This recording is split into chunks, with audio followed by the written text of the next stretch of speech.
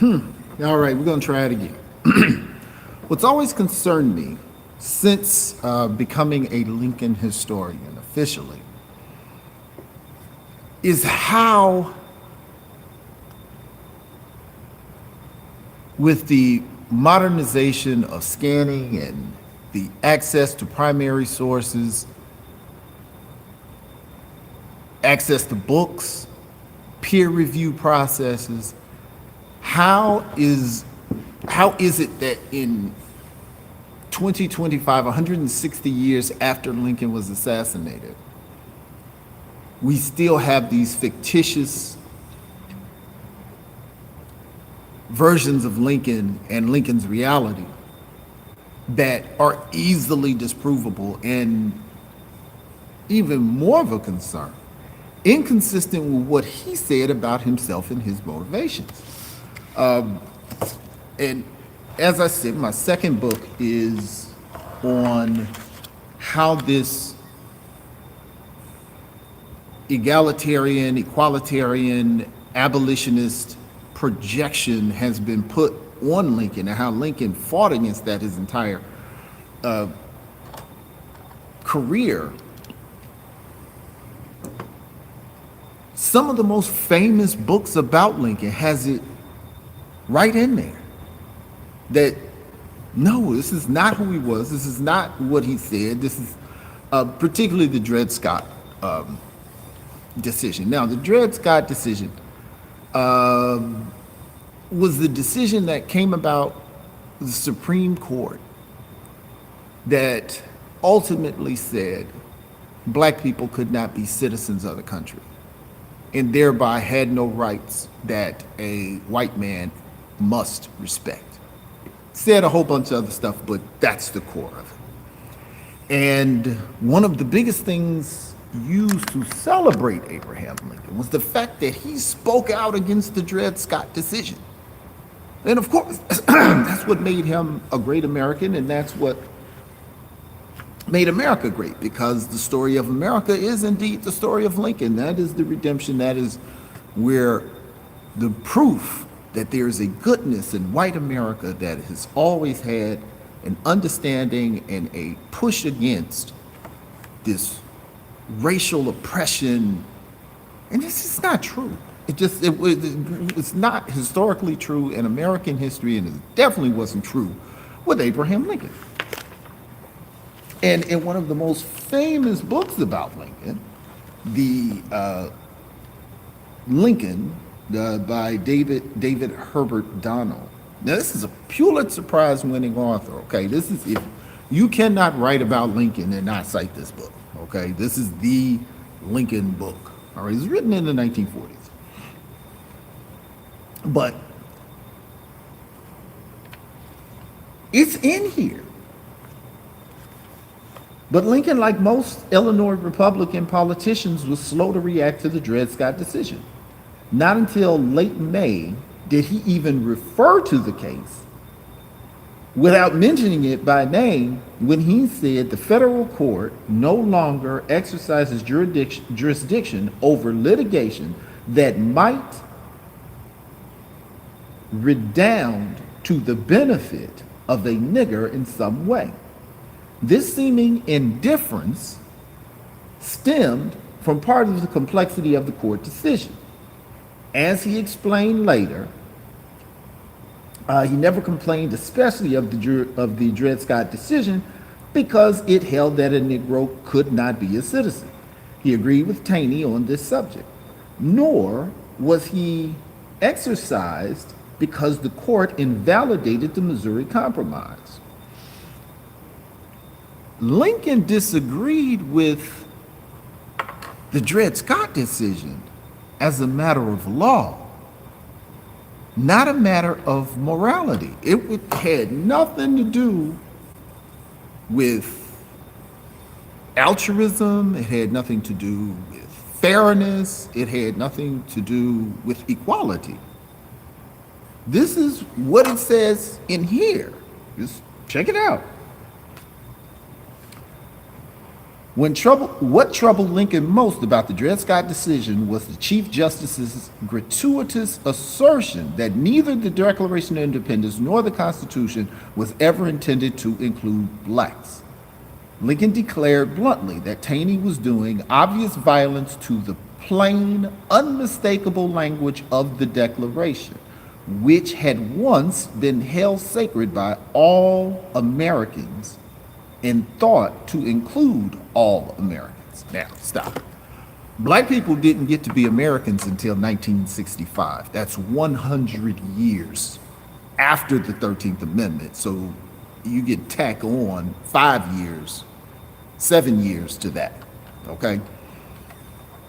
So that, again, is something that I say I have to do more research in as to why he was pushing that he felt black people were Americans, but black people couldn't vote. Now, that doesn't necessarily make it wrong because women couldn't vote. And women were valued higher than white women were valued higher than black people. But that doesn't mean that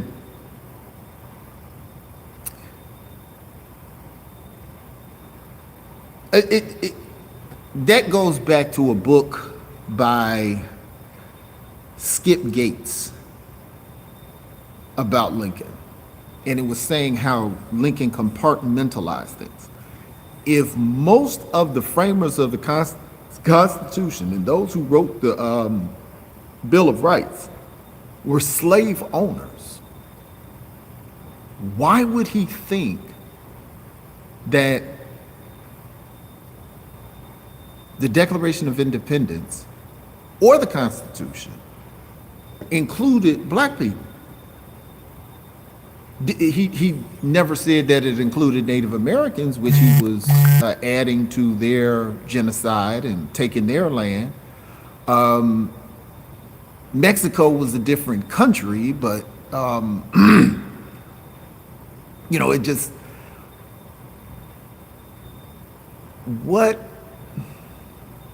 why would he say that the Declaration of Independence and the Constitution, to the people who framed it, felt meant to include black people? That makes no sense whatsoever. Now, it would make sense if he said it should, but then at the same time, he clearly stated that in no way was he in favor of black people having civil rights. So none of this makes sense, but let's stay on the fact that Dred Scott is what he's talking about and why he has a problem with it. It's a matter of law, not a matter of morality, not a matter of altruism, all right?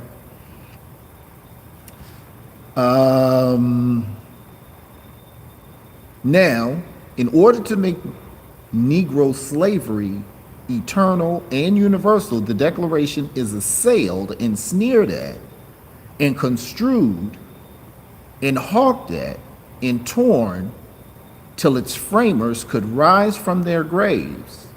They could not at all recognize it. So blatant was the Chief Justice's misreading of the law, so gross was his distortion of the documents fundamental to American liberty, that Lincoln's faith in an impartial and rational judiciary was shaken. Never again did he give deference to the rulings of the Supreme Court. Now, this right here, what we're doing is called scholarship, because I think I just got an answer to my question.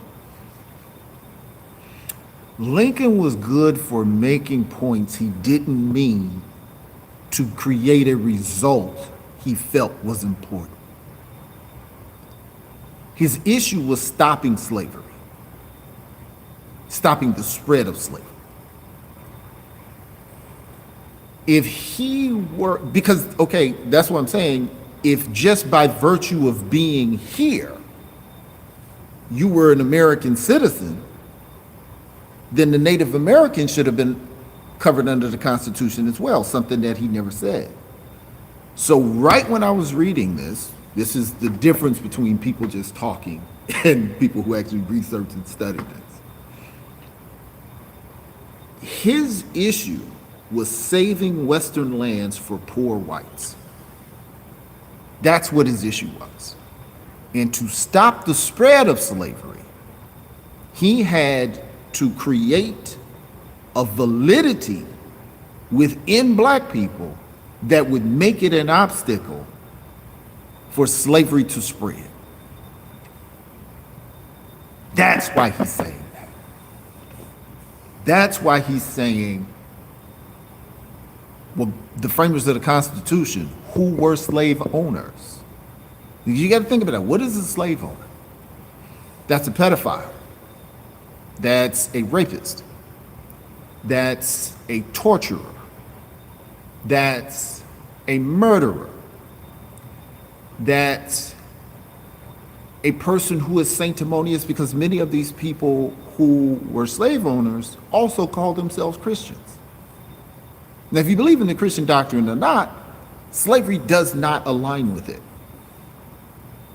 It just, especially the New Testament. So even though North America was a Protestant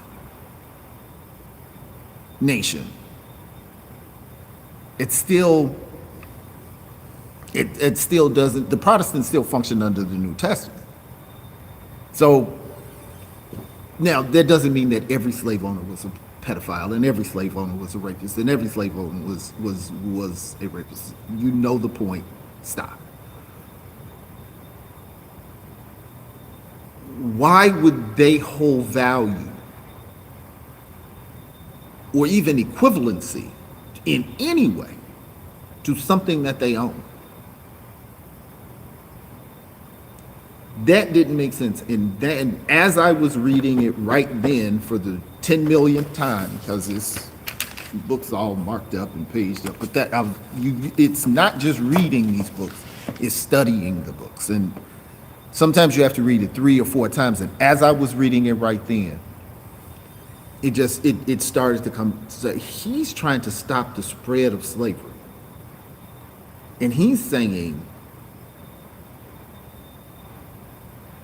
what techniques can be put forward that will trip up this process? Because if he says, no, they weren't talking about black people as less of an impediment for slavery to not spread. So he's saying, as a rule of law, this protects it. Now, the people who are already property, is nothing I can do about that. But again, this is not something that is new with Lincoln. A lot of stuff, because he said it for his intention, he did not function, even though he's honest Abe, he didn't function in good faith. So many times what he was saying was a matter of political resolution as opposed to really how he felt. Because he defended the right for slavery to exist where it was by way of the protections of property under the Constitution. But then he's using the Declaration of Independence to say these people were created equal and are included in the rights and privileges of the country. Now, again, that's where a lot of people say you can't have a 21st century mindset trying to judge and process 19th century politics and reality. That's fine. But I think what we're going to develop further is this idea that that's what actually charges scholarship, when something doesn't fit. Now, I've been reading about Lincoln from from Kentucky to Washington, D.C. And there are certain things that are consistent in Lincoln, and there's some things that are inconsistent in Lincoln. And it's the inconsistent things that I'm trying to get some clarification on. many things are projected upon him. So I have to say, okay, what's projected upon him and what is it that he said and he did that I have to work with? So I can remove what's projected upon him and I'm dealing with what he said and what he did. And this was one of the things tripping me up. Why would he say that?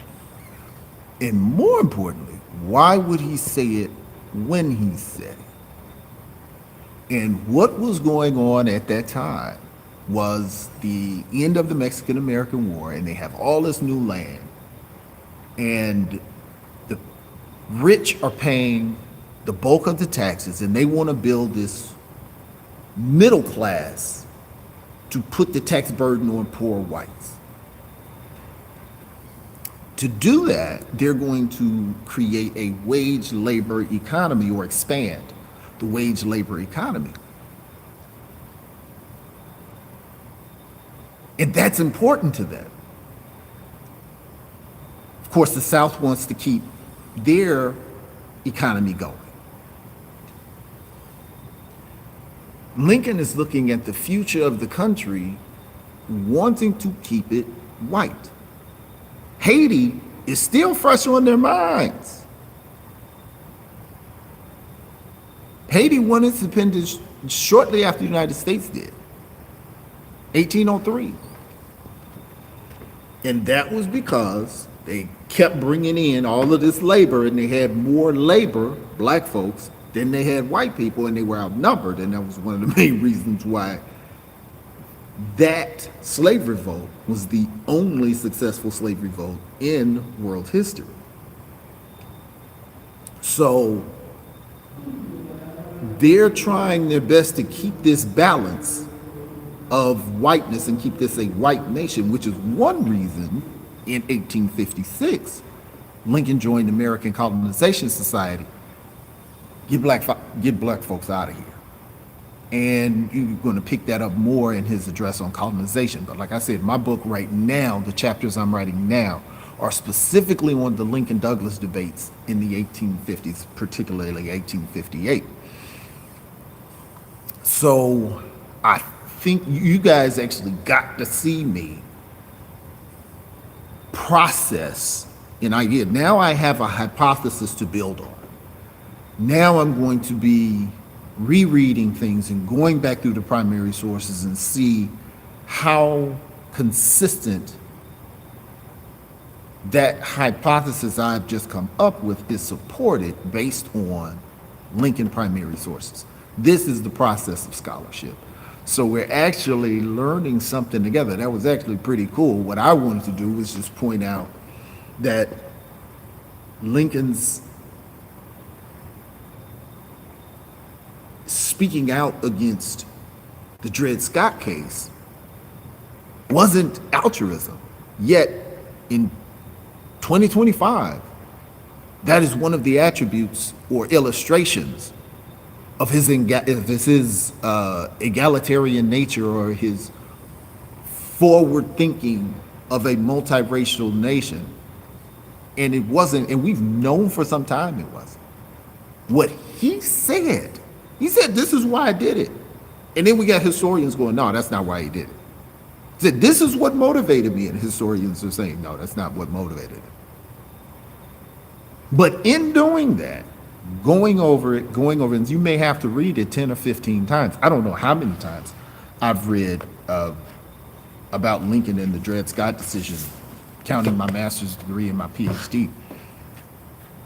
And that's any other time that I may have read it, in my undergraduate and who knows when. But it was this time, who knows how many hundreds of times I could have read that I was really focused on the question, and then I had some possible breakthrough. But what you do with scholarship is you're not going to know everything. And there's nothing wrong as being a scholar or an educated person with saying, I don't know. I don't know. When you become the historian of your group, or especially if you don't have a lot of scholars in your family, people think that you know everything about history, and history is just too vast, and you have to become accustomed to saying, I don't know. That's not my primary area of study. This is my primary area of study. And even within my primary area of study, I have these big questions that I don't have the answer to, and I have not seen in the research where anyone has either addressed them well, or they just avoided them altogether. But there are these red herrings in Lincoln lore that I think that we may have just addressed one of them. So I'm really excited about that. You know, we're gonna see what you guys think. Leave it in the comments.